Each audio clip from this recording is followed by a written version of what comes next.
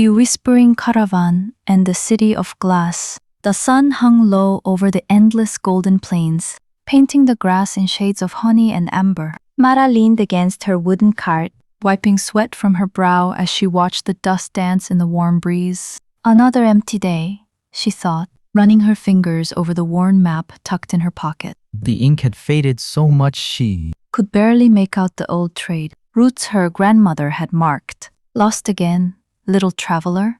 Mara spun around to find a tall figure leaning against a gnarled oak tree, one of the only trees for miles around. He wore robes the color of twilight, with silver threads woven into patterns that seemed to shift when you weren't. looking directly at them. His face was kind, with eyes that held the depth of star-filled nights. "I'm not lost," she said, trying to sound confident. "I'm just taking the scenic route to the eastern markets." The stranger chuckled, a sound like wind through chimes. "The eastern markets dried up 10 years ago, child. But perhaps you're looking for something more than spices and cloth." Before Mara could answer, she heard it, a soft humming, like 1,000 voices singing together in perfect harmony. The ground beneath her feet began to vibrate gently, and in the distance, a line of colorful caravans appeared out of nowhere, rolling steadily toward them across the plains. Each wagon was painted in brilliant hues,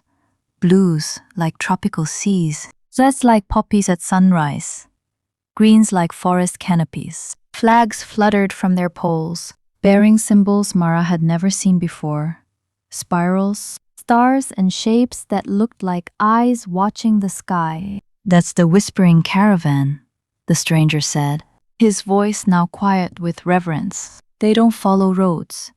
They follow dreams." The lead caravan came to a stop right beside them, and a woman with hair like spun gold hopped down to greet them. She wore bells in her braids that tinkled with every movement. "Welcome, travelers! I'm Lyra, and this is our wandering home. Care to join us for supper?" Mara glanced at her small cart, just enough supplies for a few more days. Not a single coin to her name. What have I got to lose? She thought. Staying here alone won't get me anywhere. "Thank you, I'd love that," she said.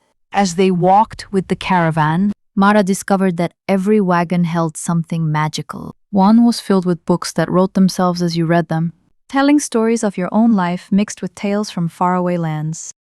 Another carried gardens in wooden boxes, tiny trees that grew fruit shaped like moons, flowers that glowed softly in the dark. At the center of the caravan was the largest wagon of all, with doors carved to look like a great mouth opening to welcome visitors. Inside, a fire crackled in a stone hearth, and tables were set with plates that changed color to match the food placed upon them. People of all kinds filled the space, some with skin like polished wood, others with eyes that sparkled like gemstones, and many who looked just like Mara, seeking something they couldn't find in ordinary towns. "Tell us," Lyra said as she served soup that smelled like rain on dry earth. Mara looked down at her bowl. "My grandmother left me something before she died. A small glass sphere that glows when I hold it. She said it would lead me to where I belong. But all it does is get warm sometimes. And I've been walking for months with no idea where I'm going." A quiet murmur ran through the room. An old man with a long white beard stood up. He wore a necklace made of small glass beads that caught the firelight. "May I see this sphere of yours?" he asked gently. Mara pulled a soft cloth from her pocket and carefully unwrapped the small glass orb. As soon as she held it out to the old man, it began to glow with a brilliant blue light, brighter than she had ever seen it before. The beads on his necklace began to glow too, matching the sphere's color exactly. "Ah," he said, his eyes twinkling with tears of joy. "So the heir has come at last. My name is Alden, and I was your grandmother's friend many years ago. She was one of us, one of the keepers of the glass city." He gestured to the window, and Mara gasped. The plains had vanished. Instead, they were traveling through a valley of tall, crystal spires that caught the moonlight and scattered it like diamonds across the ground. How is this possible? Mara wondered, pressing her face to the glass. We were just on open grass a moment ago. The Whispering Caravan only. Purpose to those who are searching for something real, something beyond what the world shows on the surface. Lara explained. Your grandmother knew you'd need us to find the way. The glass city only opens to those who come with pure purpose and an open heart.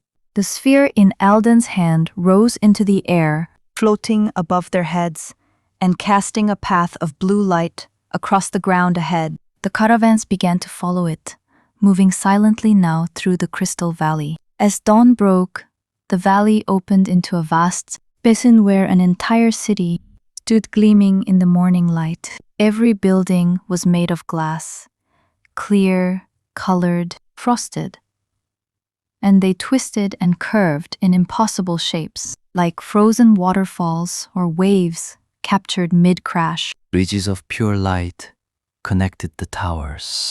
Flowers made of crystal bloomed in every courtyard. The caravan came to a stop at the city gates, which opened like petals unfolding as they approached.